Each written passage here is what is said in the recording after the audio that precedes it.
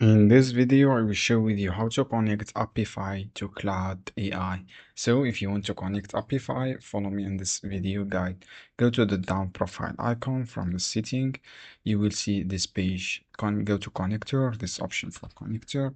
Go browse connector from here. This is for browse connector.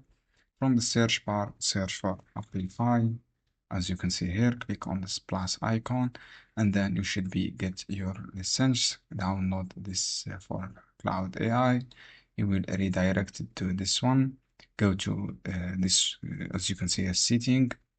When you go to setting, search for this icon, your bidding, privacy, go to connect. From the connect, go browse connect, and then to choose your Apify. This is the keyword, click plus icon, click install. So click install this extension, and then it should be installed. Complete this process. This is how you can do. I hope this guide helpful for